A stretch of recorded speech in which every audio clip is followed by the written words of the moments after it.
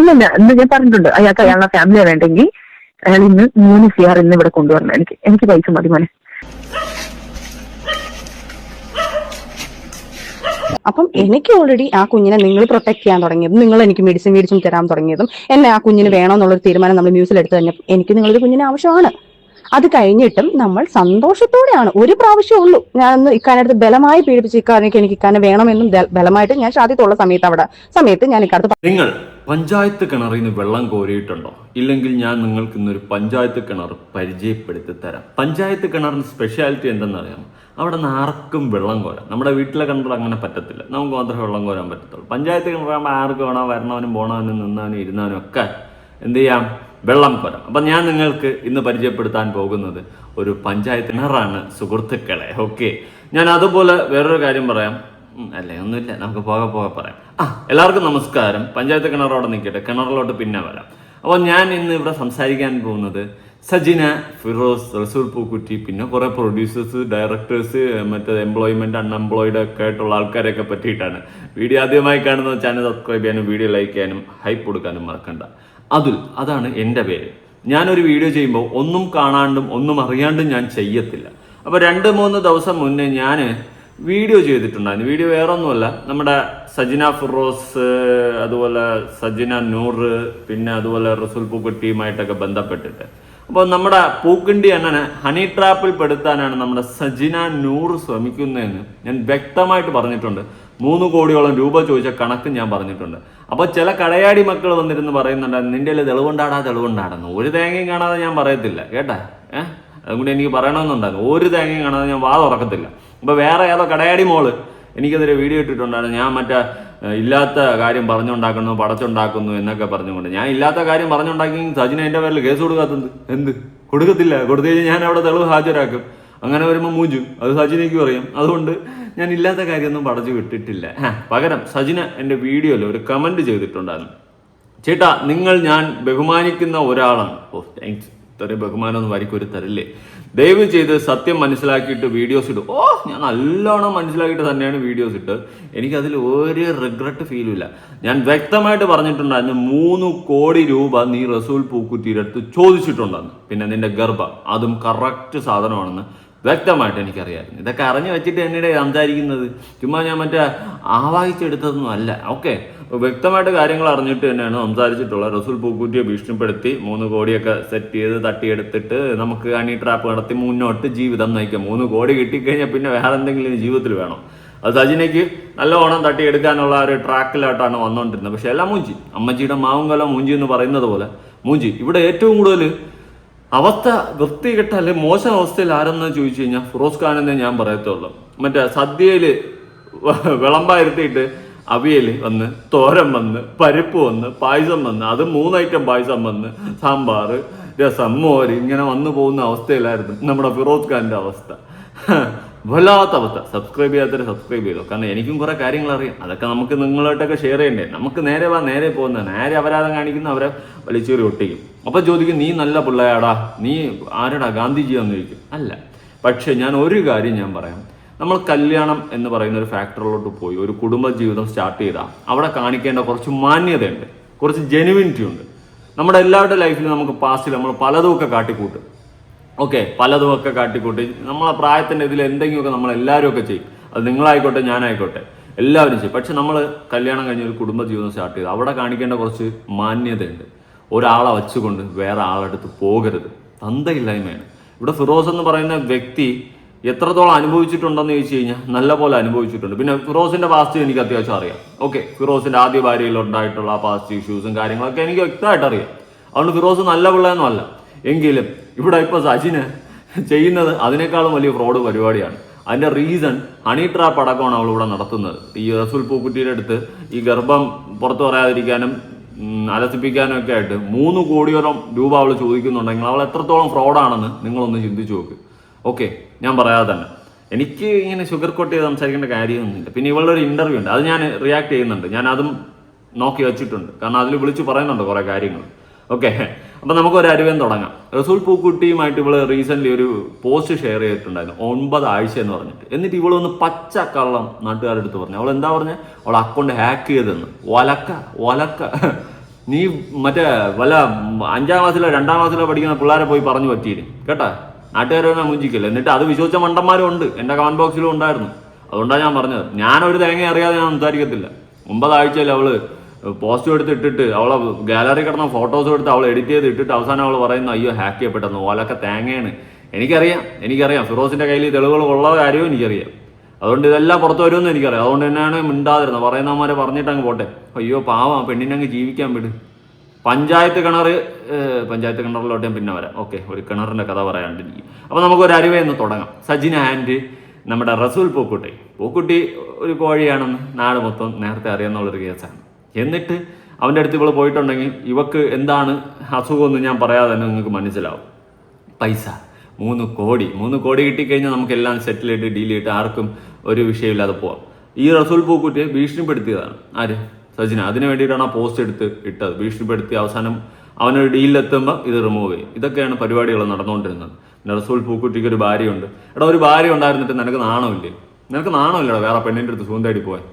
Okay, ഞാൻ ചെറ്റുകളെന്ന് ചെറ്റ് ഞാൻ പറഞ്ഞല്ലോടാ, ഞാൻ നല്ലവനോ നല്ല പിള്ളയോ നല്ല പെണ്ണുങ്ങളോ നോക്കാത്തവനോ പെണ്ണുങ്ങളൊന്നും അങ്ങനത്തെ ഒന്നും നല്ലവനൊന്നും ഒന്നും ഞാൻ പറയത്തില്ല. പക്ഷെ നാളെ ഞാനൊരു കുടുംബജീവിതം സ്റ്റാർട്ട് ചെയ്താണ്. അവിടെ ഞാൻ 100% ജെന്യൂൻ ആയിരിക്കും. ഓക്കെ, അവിടെ 100ക്ക് 110% ഞാൻ ജെന്യൂൻ ആയിരിക്കും. നമ്മുടെ എല്ലാവരുടെ പാസ്റ്റിലും ഓരോ കഥകൾ കാണും. നമ്മളെ പ്രായത്തിൻ്റെ ഇതിലൊക്കെ നമ്മൾ ഓരോന്ന് കാട്ടിക്കൊട്ടും. പക്ഷേ ഒരു കുടുംബജീവിതം സ്റ്റാർട്ട് ചെയ്താൽ അവിടെ ജെന്യൂൻ ആയിരിക്കാം. ഇവിടെ ഇപ്പോൾ സജിനയുടെ ആയാലും 2ാമത്തെ വിവാഹമായിരുന്നു. ആര്? ഫിറോസിൻ്റെ അതും 2ാമത്തേതായിരുന്നു. എന്നിട്ട് അവൻ അതിൽ നിന്നില്ലേ എന്നുള്ളത് അത് വേറൊരു സൈഡ്. ഓക്കെ, ഇവള് ഇത്രയും അവരാധിച്ച് നടന്നിട്ടാണ് അവനെ വന്നിരുന്നത് ഇവള് കുറ്റം പറഞ്ഞിട്ടുള്ളൂ. ആര്? സജിന. അവൻ മറ്റേ പെണ്ണ് വിടിയനാണ്, അങ്ങനെയാണ് ഇങ്ങനെയാണ്, മാടയാണ് കോടയാണ്. ഇവള് പിന്നെ എന്തായിരുന്നു? ആണ് വിടിയനായിരുന്നു. ഇതാണ് ഇവിടെ സംഭവിച്ചിട്ടുള്ളത്. അപ്പൊ നമുക്ക് ആദ്യം സ്റ്റാർട്ട് ചെയ്യേണ്ടത് റസൂൽ പൂക്കുട്ടിയുടെ ഒരു വോയിസിൽ നിന്നാണ്. റസൂൽ പൂക്കുട്ടി സജിനയും തമ്മിൽ സംസാരിക്കുന്നത്. പൂക്കുട്ടിയല്ലേ, പൂക്കിണ്ടിയാണ്, കുണ്ടി. അപ്പം എനിക്ക് ഓൾറെഡി ആ കുഞ്ഞിനെ നിങ്ങൾ പ്രൊട്ടക്ട് ചെയ്യാൻ തുടങ്ങിയതും നിങ്ങൾ എനിക്ക് മെഡിസിൻ തരാൻ തുടങ്ങിയതും എന്നെ ആ കുഞ്ഞിന് വേണമെന്നുള്ളൊരു തീരുമാനം നമ്മൾ മ്യൂസിൽ എടുത്തു കഴിഞ്ഞാൽ എനിക്ക് നിങ്ങളൊരു കുഞ്ഞിന് ആവശ്യമാണ്. അത് കഴിഞ്ഞിട്ടും നമ്മൾ സന്തോഷത്തോടെയാണ്, ഒരു പ്രാവശ്യമേ ഉള്ളൂ ഞാനൊന്ന് ഇക്കാനടുത്ത് ബലമായി പീഡിപ്പിച്ച് എനിക്ക് ഇക്കാനെ വേണമെന്നും ബലമായിട്ട് ഞാൻ ഷാദിത്തുള്ള സമയത്ത് ഞാൻ ഇക്കാനെ ഞാൻ ബലമായിട്ട് അയ്യോ ബലമായിട്ട് നീ കഴിഞ്ഞ മറ്റേ ഹാക്ക് ചെയ്യപ്പെട്ടെന്ന് പറഞ്ഞ വീഡിയോയിൽ പറഞ്ഞ എന്താ, ഞങ്ങൾ തമ്മിൽ എന്തെങ്കിലും ബന്ധമുണ്ടെങ്കിൽ ഞാൻ വന്ന് നേരിട്ട് നിങ്ങളുടെ അടുത്ത് പറയുമെന്ന്. ഇനി നീ പറയണ്ട, നാട്ടുകാർ മൊത്തം അറിഞ്ഞ്.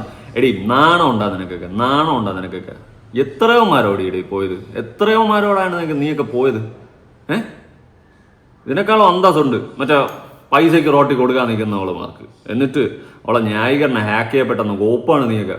എന്നെക്കൊണ്ട് പച്ചക്കെല്ലാം പറയിപ്പിക്കില്ലേ അന്തസ്സില്ലാത്ത വർഗ്ഗങ്ങൾ. എന്നിട്ട് വന്നതിന് കൊണാന്ന് അടിച്ചു വിടണം. എടി, നിനക്ക് ഒരു കുടുംബജീവിതം സ്റ്റാർട്ട് ചെയ്തിട്ടെങ്കിലും നല്ലോണം പൊയ്ക്കൂടായിരുന്നു. നീ ആ ഫിറോസ് ഓക്കെ, അവൻ ഒരു ചെറ്റയായിരുന്നു. നീ അവനേക്കാളും ചെറ്റയാ. ഓക്കെ, റസൂൽ പൂക്കുട്ടി അതിനേക്കാളും ചെറ്റ. നിങ്ങൾ എല്ലാവരും ചെറ്റകളാണ്. തമ്മിൽ ഭേദം തൊമ്മനെന്ന് പറയാൻ വേണ്ടിയിട്ട് ഇപ്പോൾ ഫിറോസിനെ എടുത്ത് നോക്കുമ്പോൾ അവൻ്റെ പാസ്റ്റ് ലൈഫിൽ കുറേ ഉണ്ടാക്കി വെച്ചിട്ടുണ്ട്. അത് എനിക്കറിയാം ആ കഥകൾ. അതുകൊണ്ട് എനിക്കത് അക്സെപ്റ്റ് ചെയ്യാൻ പറ്റത്തില്ല. പക്ഷെ ഇവൻ ഇപ്പോൾ നിന്നെ എക്സ്പോസ് ചെയ്യുന്ന സമയത്ത് നീ അവനേക്കാളും ചെറ്റയാ. ഉള്ള കാര്യം പറയാം. എത്രയോ മാരടി. അവൻ മറ്റേ പായസവും രസവും മോരും വന്ന് പോയതുപോലെ നോക്കിക്കൊണ്ടിരിക്കേണ്ട അവസ്ഥയാണ് അവനുണ്ടായിട്ടുള്ളത്. വല്ലാത്ത അവസ്ഥ. നീ നല്ല പോലെ ബ്ലാക്ക് മെയിൽ ചെയ്യാണ് ഈ പൂക്കിണ്ടിയെ. ഉള്ള കാര്യം പറയാം. കഷ്ടൂടെ. ഇതിനേക്കാളും ഞാൻ ഒന്നും പറയണില്ല കോപ്പ്. എന്നിട്ട് വന്നിരുന്ന് ന്യായീകരിച്ച് മെഴുകുന്ന കാണുമ്പോഴാണ് ഇതിനൊക്കെ പിടിച്ച് ഒരയ്ക്കാൻ തോന്നുന്നത്. നാണോ മാനോ ഇല്ലാത്ത വർഗ്ഗങ്ങൾ. കഷ്ടം, പരമ കഷ്ടം. പറഞ്ഞിട്ടുണ്ട്. അത് ഇതൊന്നും അല്ല, ഇതിന് 2 മാസം മുന്നേ ആണത്. ഈ പ്രാവശ്യം, അതായത് കഴിഞ്ഞ മാസം, അതായത് ഈ പ്രശ്നങ്ങളൊക്കെ നടക്കുമ്പോൾ നമ്മൾ സന്തോഷത്തോടെ ഫിസിക്കൽ അറ്റാച്ച്മെന്റ് ആയപ്പോഴാണ് ഈ കുഞ്ഞായത്. അല്ലാതെ ഞാൻ നിങ്ങളെ പീഡിപ്പിച്ചോ, ഞാൻ നിങ്ങളെ മറ്റേ അബ്യൂസ് ചെയ്തോ, നിങ്ങളിരിക്കുന്ന സാധനം എടുത്തിട്ട് എന്റെ അടുത്ത് വെച്ചിട്ട് എനിക്ക് കുഞ്ഞിനുണ്ടാക്കാൻ പറ്റത്തില്ലല്ലോ. നിങ്ങൾ എനിക്ക് ഉള്ളിൽ തന്നോണ്ടായല്ലോ കുഞ്ഞൊരുണ്ടായത്. ഇനി റസൂലിക്ക, ഞാനൊരു കാര്യം പറയട്ടെ, ഞാൻ ഒരിക്കലും അങ്ങനെ ചെയ്യുന്ന ഒരു കുട്ടിയല്ല. ഇവരെ കൊല്ലാൻ വേണ്ടി ദേഷ്യപ്പുറത്ത് ഞാൻ പറഞ്ഞിട്ടുണ്ടായിരിക്കും, അവര് സത്താലും കുഴപ്പമില്ല, എനിക്കിത് മതി, എനിക്ക് പൈസ മതി. ഇവരുടെ ഓവർ കുബുദ്ധി, ഇക്കാടെ ഓവർ കുബുദ്ധിയാണ് നിങ്ങളെ ലൈഫിൽ ഇപ്പോൾ. ഞാൻ പറഞ്ഞോട്ടെ, നീ പറയണ്ടടി, നീ ഇനി ഒരു തേങ്ങയും പറയണ്ടടി. ഇക്കാന്റെ ഓവർ കുഷൊട്ടെത്തി, ഇക്കാന്റെ ഓവർ കുബുദ്ധി നിന്റെ എന്താ പിന്നെ അയ്യോ മറ്റേ ഇക്കാന്റെ സാധനം എൻ്റെ ഉള്ളിൽ കയറി. എന്തുവാ ഇത് റെക്കോർഡ് ചെയ്തിട്ട് ഇതിൽ കോമഡി ഇവളൊരു യൂട്യൂബറിന് അയച്ചു കൊടുത്ത്. ആ യൂട്യൂബറുടെ നേരെ ഫിറോസിന് അയച്ചു കൊടുത്ത്. അവന് കിട്ടിയ പാടെന്ന് പറഞ്ഞ് യുറേക്ക അവൻ എടുത്ത് എല്ലാം കൂടി അണ്ണാക്കി അടിച്ചു കൊടുത്തു. അയ്യോ, ഇത്രയും ബുദ്ധിയില്ലാത്ത സാധനമായിരുന്നല്ലേ സജിനെ. കൊള്ളാം. എന്തായാലും നീ എക്സ്പോസ് ആയി ഇവിടെ. ഇക്കാൻ്റെ സാമാനം കയറിയെന്ന്. ഇക്കാൻ്റെ സാമാനം കയറി, ഇക്കാൻ്റെ സാമാനത്തിൽ നിന്ന് വന്നെന്ന്. ഇക്ക എനിക്ക് അടിച്ച് ലോക്കാക്കി തന്നെന്ന്. പഞ്ചായത്ത് കിണറിലോട്ട് നമുക്ക് വരാനുണ്ട്, അതിൽ കുറച്ച് കഴിയും പഞ്ചായത്ത് കിണറിലെത്താൻ. എന്തായാലും കൊള്ളാം. ഇക്കയും ഇക്കച്ചിയും കൂടി പറ. എന്ത് രക്ഷിക്കും. ഞാൻ പറഞ്ഞോട്ടെ, നിങ്ങളെ ഓവർ കുബുദ്ധിയാണ് നിങ്ങളെ ലൈഫിൽ നമ്മളെ കാര്യം വരെ പുറത്ത് വന്നതും. ഇനി എനിക്ക് എത്രയോ നാളുകളായിട്ട് നീ നിന്റെ കൂട്ടുകാരായിട്ട് പറഞ്ഞോണ്ടിരിക്കുന്ന കാര്യമാണ്. എന്ത് പറഞ്ഞോണ്ടിരിക്കുന്ന കാര്യമാണ്? എന്തോന്ന് ആണല്ലോ റസൂൽക്ക, നിങ്ങളെ വൈഫിന്റെ അടുത്ത് പറഞ്ഞ പ്രഗ്നന്റ് കാര്യം പറഞ്ഞേ പറ്റത്തുള്ളൂ റസൂൽക്ക. ഇനി എനിക്ക് അല്ലല്ല, ഇനിയിപ്പോ എനിക്ക് എനിക്ക് പറ്റത്തില്ല അമ്മ. ഞാൻ എത്രയോ ക്ഷമിക്കുന്നുണ്ട് അമ്മ. എല്ലാം ഞാൻ എനിക്ക് കുടുംബക്കാരെ വിടാം. എന്നിട്ട് ഇയാൾ നമ്മളിന്ന് സംസാരിച്ചതിന് ശേഷമല്ലേ ഇയാൾ അവരെ വിളിച്ചിട്ട് ഇങ്ങനെ സംസാരിച്ചത്? ഒരിക്കലും ഞാനും നീയും ഒരുമിച്ച് നിൽക്കേണ്ട ആവശ്യകത നീ ഇപ്പോഴും മനസ്സിലാക്കിയിട്ടില്ല. അത് ഞാനല്ലല്ലോ മനസ്സിലാക്കുന്ന റസൂൽ കുട്ടി. ചതിച്ചുണ്ടാക്കി എന്നുള്ളൊരു ഡയലോഗ് ഉമ്മയുടെ നേരത്തെ പറഞ്ഞു നിങ്ങള്. ഞാൻ സച്ചിനെ ഇങ്ങനെ ഞാൻ അത് നിർബന്ധിച്ച് പിടിച്ചുണ്ടാക്കിയെന്ന് പറഞ്ഞു. നിർബന്ധിച്ച് പിടിച്ചുണ്ടാക്കാൻ നിങ്ങൾ ഇരിക്കുന്ന സാധനം എനിക്ക് അടുത്ത് ഉണ്ടാക്കാൻ പറ്റത്തില്ലല്ലോ. അതും സ്നേഹത്തോടെ നമ്മൾ ഈ പ്രാവശ്യം വിവാന്ത കാലിക്കട്ടുള്ള വിവാന്തയിൽ നമ്മൾ പോയതും അവിടുന്ന് നമ്മൾ ട്രാവൽ ചെയ്തതും ഇതെല്ലാത്തിനും ഉണ്ടല്ലോ. ഞാൻ അതിന് വലിയ ഷോക്കായിരുന്നു. വളരെ ഷോക്ക്ഡോ?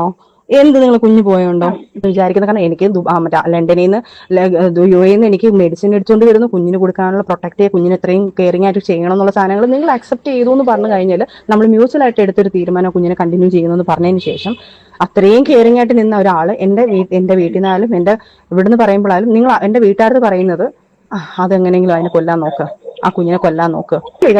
വേണ്ട എങ്കിൽ ആദ്യം ഒന്ന് അബോട്ട് ആയതാണല്ലോ. അപ്പൊ ഞാൻ പറയുന്നു ശരി, പ്രൊട്ടക്ഷൻ എടുക്കണ്ട, എനിക്കത് ഇഷ്ടമല്ല എന്ന് ഞാൻ പറയുന്നുണ്ട്. അപ്പം നിങ്ങളെ സേഫ്റ്റി നോക്കിക്കൂടായിരുന്നോ? അപ്പം നിങ്ങൾക്ക് ഇനിയും ഒരു കുഞ്ഞുണ്ടാവും എന്നുള്ളത് അറിയാമല്ലോ. അപ്പൊ ഞാൻ ചോദിക്കട്ടെ, ആ ഒരു കുഞ്ഞുണ്ടാവുമ്പോൾ ഞാനത് നേരത്തെ പറഞ്ഞിട്ടുണ്ട്, ആ ഒരു കുഞ്ഞുണ്ടായി കഴിഞ്ഞാൽ ഇനി ഒരു കുഞ്ഞുണ്ടായാൽ ഞാൻ കളയിലേക്കാം, എനിക്കത് പറ്റത്തില്ല. കാരണം ഞാൻ അന്ന് പോലും ആ ഒരു കോമയിൽ പോയത്, ഈ കുഞ്ഞ് പോയപ്പോൾ പോലും എന്നെ അറിയാം ഞാൻ അത് ഭയങ്കര മാനസികമായിട്ട് വിഷമിച്ചിരുന്നു. ഞാൻ അതിൽ എനിക്കൊരു കുഞ്ഞിനെ തന്നത്, വീണ്ടും ഒരു കുഞ്ഞിനെ അല്ല തന്നത്, അള്ളായിട്ടാണ് തന്നത് എനിക്കത്. അല്ലാതെ ഇപ്പൊ നമ്മൾ കറക്റ്റ് നിങ്ങളെ പീഡിപ്പിച്ച് മേടിച്ച് സാധനങ്ങൾ എടുത്ത് ഞങ്ങളോട് ഇഞ്ചെക്ട് ചെയ്ത സാധനമല്ലല്ലോ ഞാനിത്. നമ്മൾ സന്തോഷത്തോടെ ഹാപ്പി ആയിട്ട് നമ്മൾ ഒരു ഭാര്യയും ഭർത്താവുമായിട്ട് നല്ല രീതിയിൽ ഹാപ്പി ആയിട്ട് ചെയ്യുന്നത് എങ്ങനെയാണോ അതുപോലെ നമ്മൾ ചെയ്തിട്ടാണോ നമുക്കിത് വന്നത്. അല്ലാതെ നിങ്ങളെ പീഡിപ്പിച്ചു എന്ന് പറയുന്നത്.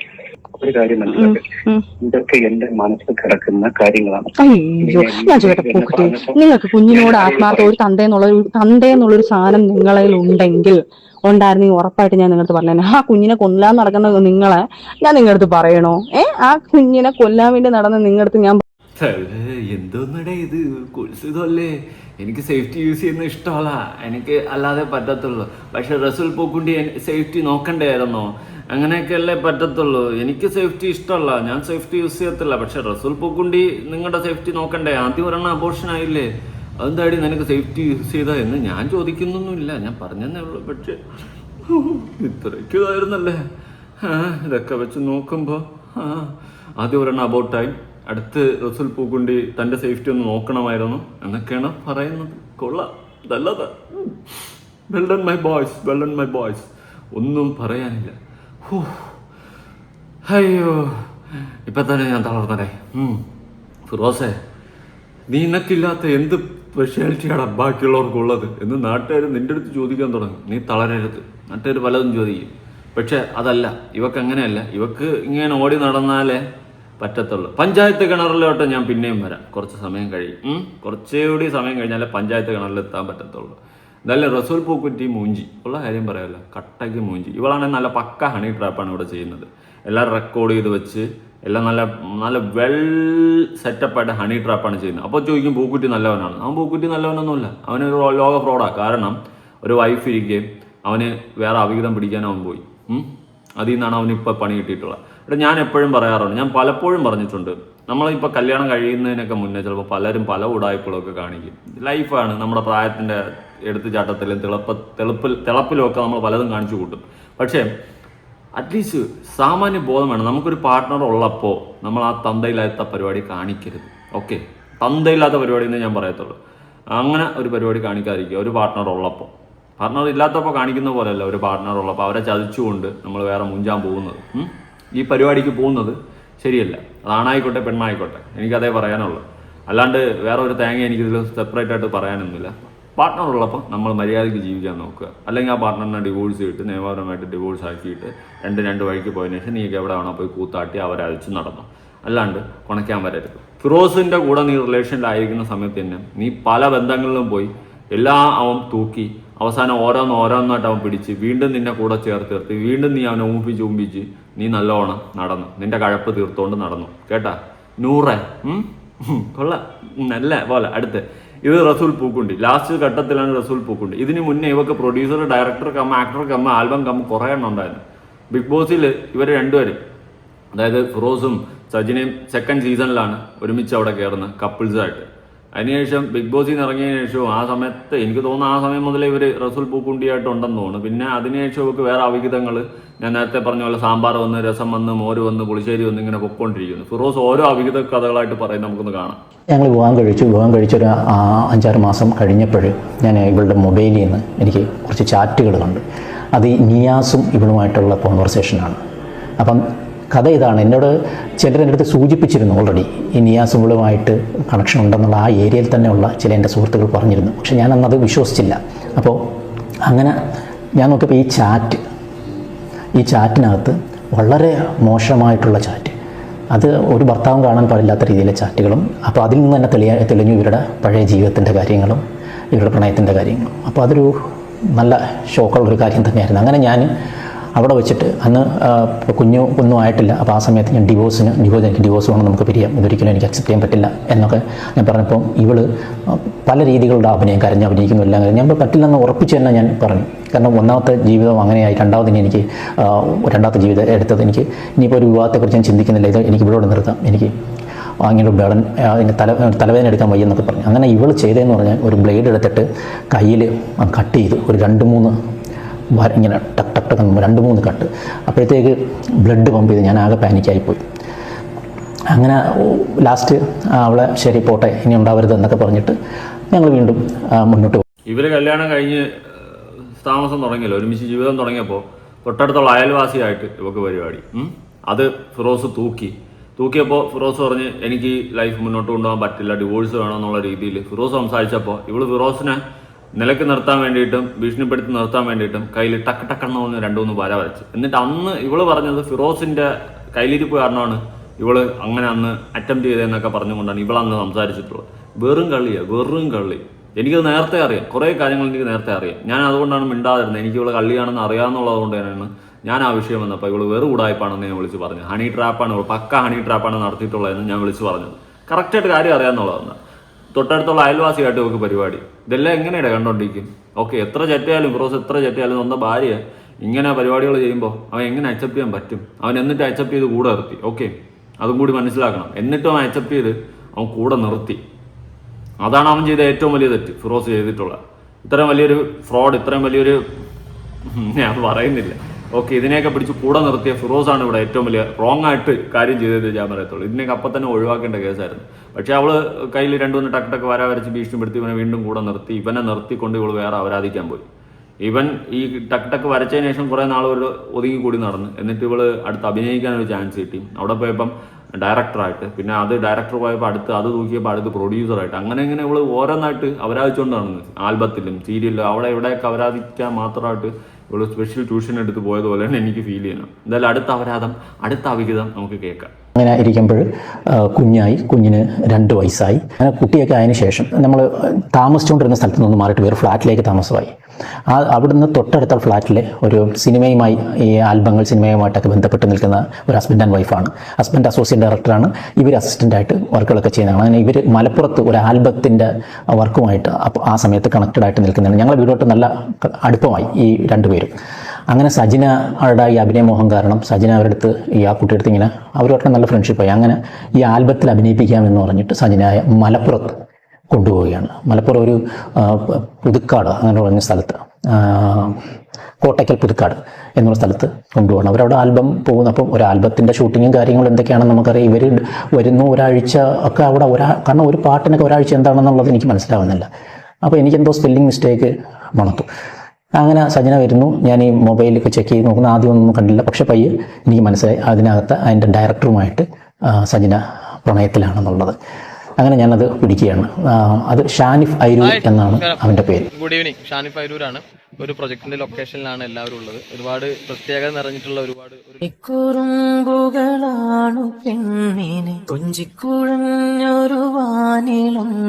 കഞ്ചിക്കുഴഞ്ഞൊരു വാണത്തിൽ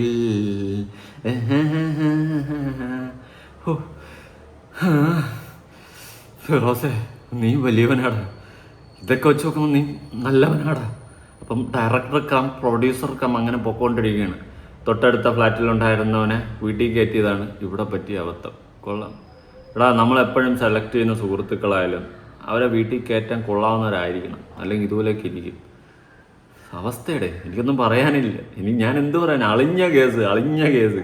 ഇതിന് സജിന എന്നാ മറ്റേ ഗീരവത്താണ് ഉണ്ടാക്കാൻ വരുന്നതെന്ന് എനിക്ക് അറിയത്തില്ല. മിക്കവാറും അവളൊരു അറ്റംപ്റ്റ് കൂടി നടത്തി നാട്ടുകാരെ കണ്ണീര് പിടിച്ചു പറ്റാൻ വേണ്ടി അവൾ എന്തെങ്കിലും ഒരു അറ്റംപ്റ്റ് നടത്താനുള്ള ചാൻസ് ഉണ്ട്. എനിക്ക് അങ്ങനെയാണ് ഫീൽ ചെയ്യുന്നത്. അങ്ങനെ എന്തെങ്കിലും ഒരു പ്രകസനം ഇവൾ കാണിക്കും എല്ലാവരുടെ വാടപ്പിക്കാൻ വേണ്ടിയിട്ട്. വേറെ ഒന്നും കൂടെ നടക്കാൻ പോകുന്നില്ല. ഓക്കെ, ഇതിലെ ട്വിസ്റ്റ് എന്ന് പറയുന്നത് ഈ ഷാനിഫ് ഐരൂർ അതിൻ്റെ ഡയറക്ടറായിരുന്നു. അത് കഴിഞ്ഞ് എൻ്റെ പ്രൊഡ്യൂസർ നജീം കല്ലറ പാകിസ്ഥാൻ മുക്കിലുള്ള ഒരുത്തനാണ്. അവനാണ് ഈ ആൽബത്തിൻ്റെ പ്രൊഡ്യൂസർ. അപ്പോൾ അവൻ ഈ മലപ്പുറത്ത് വന്ന് കോട്ടയ്ക്കൽ പുതുക്കാട് വന്ന് സെറ്റിലായിരിക്കുകയാണ്. ഇങ്ങനെ ഈ സ്ഥിരം ഇങ്ങനെ ആൽബം ചെയ്യുന്ന ഓരോ പെൺപിള്ളേരെ കൊണ്ടുവന്നു ഇങ്ങനെയൊക്കെ ആൽബം ചെയ്യുന്നവർ ഒരു ടീമാണ്. അങ്ങനെ ഇവൻ എന്തോ അവൻ്റെ ബാങ്കിൽ 1 കോടി രൂപ കിടപ്പുണ്ട്, ഇവനിപ്പോൾ ആരുമില്ല ഇവന് അതൊക്കെ പറഞ്ഞിട്ട് കുറേ സ്ഥിരം ചില ടീമുകൾ അടിക്കുന്ന നാടക ഡയലോഗ് ഉണ്ടല്ലോ, അതൊക്കെ അടിച്ച് ഇവന് ഒരു സ്നേഹത്തിന് വേണ്ടി കുതിക്കുന്നതാണ്. മറ്റേ പൈങ്കിൾ സാധനങ്ങൾ ഇതൊക്കെ അടിച്ചിട്ട് ഇവളുമായിട്ട് കണക്റ്റഡ് ആകുന്നു. അവസാനം ഒരു സുപ്രഭാതത്തിൽ സജിന ഇവൻ്റെ കൂടെ ഒളിച്ചോടുകയാണ് ചെയ്യുന്നത്. അടിപൊളി. ഡയറക്ടർ ആയിട്ട് പരിപാടിയെല്ലാം കഴിഞ്ഞിട്ട് അടുത്ത പ്രൊഡ്യൂസറായിട്ട് ഒളിച്ചോടുകയാണ്. ഇവളെന്തോന്നടേ ഇത്? കള്ളി ഒരു താപന തന്നെ. ഇതൊക്കെ നമ്മുടെ കയ്യിൽ കിട്ടണം. അടിച്ച് കയറി വാ. എന്തായാലും കൊള്ളാം ഫിറോസെ. നീ പോയി വീഴുന്നത് നല്ല 1-ാം തരം പഞ്ചായത്ത് കിണറിൻ്റെ അടുത്തുള്ള വീട്ടിലാണല്ലോ എന്നാണ് ഞാൻ ആലോചിക്കുന്നത്. ഓക്കെ. അപ്പോൾ ഡയറക്ടർ കഴിഞ്ഞു, പ്രൊഡ്യൂസർ കഴിഞ്ഞു, സാമ്പാർ കഴിഞ്ഞു, പരിപ്പ് കഴിഞ്ഞു. ഇനി രസവും പുളിശ്ശേരിയും മോരുമൊക്കെ വരട്ടെ. പായസം നമുക്ക് പിന്നെ കുടിക്കാം. വർഷങ്ങൾക്ക് മുന്നേ അയച്ച ആ വീഡിയോ ആണ്. അതൊക്കെ ഡിലീറ്റ് ചെയ്ത് പോയെന്നാണ് ഞാൻ വിചാരിച്ചത്. ഇപ്പോഴത് ഐക്ലൗഡിലുണ്ടായിരുന്നു. നിങ്ങൾ ആ വീഡിയോ ഒന്ന് കണ്ടു നോക്ക്. പിന്നെ ചിരിക്കല്ലേ? ഇഷ്ടത്തിലാണോ ചെയ്യണം? എന്റെ സ്വന്തം ഇഷ്ടത്തിലാണ് ഞാൻ ജീവിക്കുന്നത്. ഇത്രയും വ്യക്തമായിട്ട് ഞാൻ എഴുതിയിട്ടുണ്ട് ഫിറോസിനോട് ജീവിക്കാൻ. ഒക്കെ വട്ടുണ്ടോ? പ്രേരിപ്പിച്ചല്ലേ? എന്റെ സ്വന്തം ഇഷ്ടത്തിൽ ഞാൻ ഇറങ്ങി വന്ന് സ്വന്തം ഇഷ്ടത്തിൽ എഴുതി. എനിക്ക് നാളെ കാലത്ത് എന്റെ ലൈഫിൽ നമ്മളെ ലൈഫിൽ ഒരിക്കലും ഒരു ബാധ്യത ആവില്ല ഫിറോസ്. അതിന് വേണ്ടിയിട്ട് എഴുതി. ഓക്കെ, നീ എന്തെങ്കിലും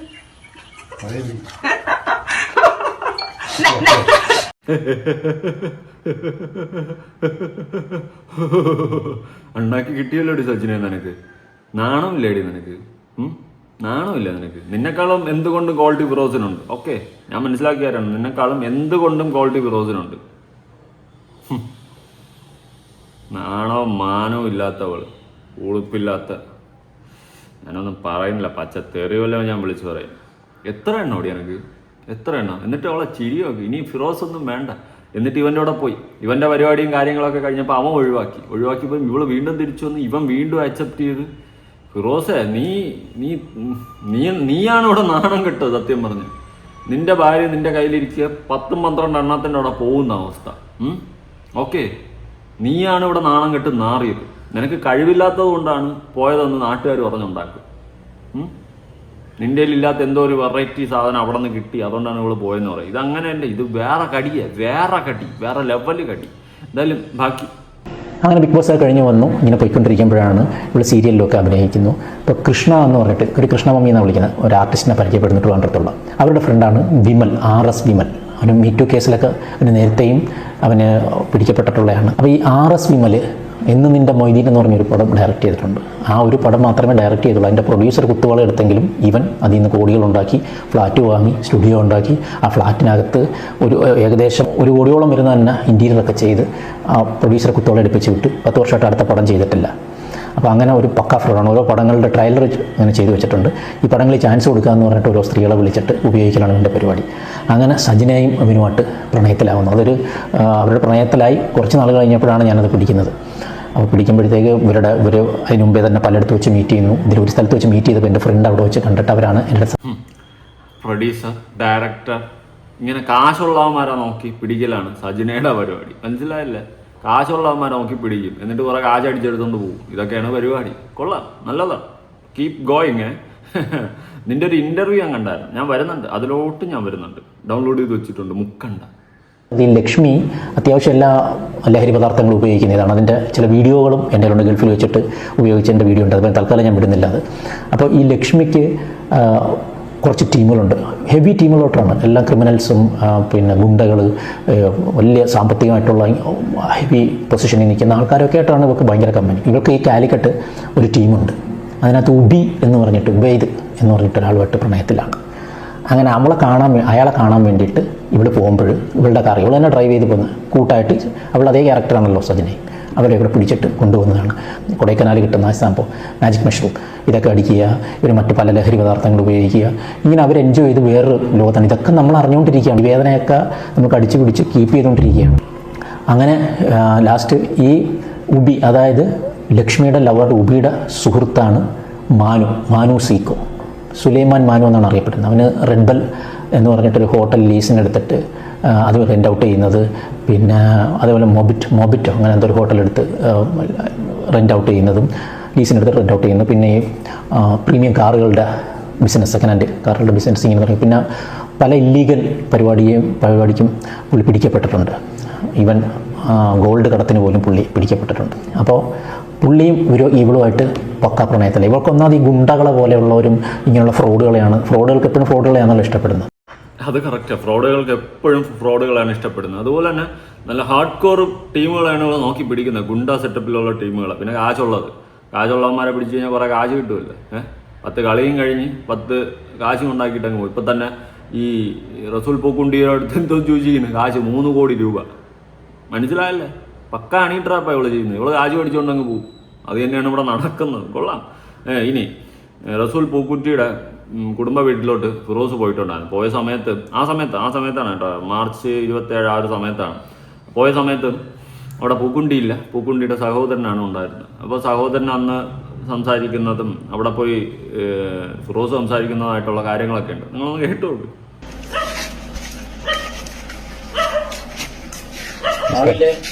ഇവിടെ ഉണ്ട്.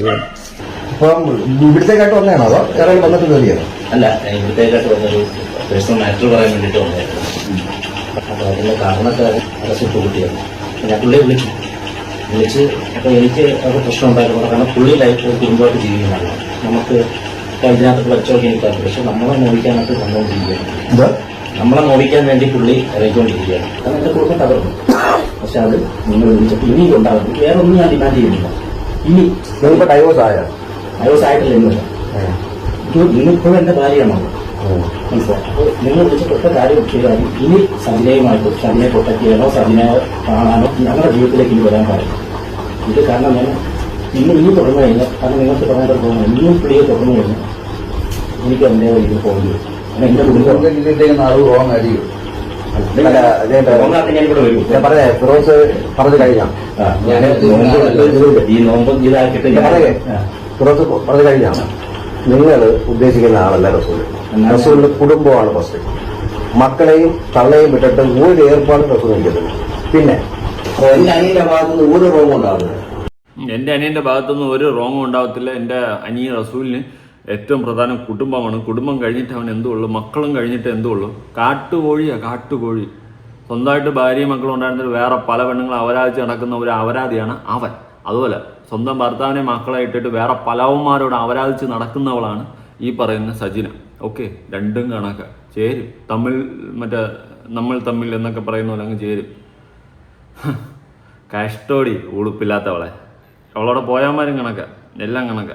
പിന്നെ റസൂൽ പൂക്കുണ്ടി ഭാര്യ ഉണ്ടായിരുന്നിട്ടും വേറെ ഉള്ളവരെ അവരാഴ്ച നടക്കുന്ന ഒരപരാധി. കൊള്ളാം, എല്ലാം കൊള്ളാം. ഇനി വേറൊരു വോയിസ് ക്ലിപ്പ് കൊടുക്കാം കേട്ടോ, നിങ്ങൾ കേൾക്കണം. ഇല്ല ഇന്ന് ഞാൻ പറഞ്ഞിട്ടുണ്ട്, അയാളുടെ ഫാമിലി വേണ്ടെങ്കിൽ അയാൾ ഇന്ന് 3 CR ഇന്ന് ഇവിടെ കൊണ്ടുവരണം. എനിക്ക് പൈസ മതി മോനെ. എനിക്ക് ഇനി എന്തായാലും ഇങ്ങനെ വേണ്ട. എനിക്ക് ഹാപ്പി ആയിട്ട് ജീവിക്കണം. എന്റെ പൊന്നു ഇല്ലല്ല, അപ്പുറത്തെ റൂമിൽ ഇരിപ്പുണ്ട്.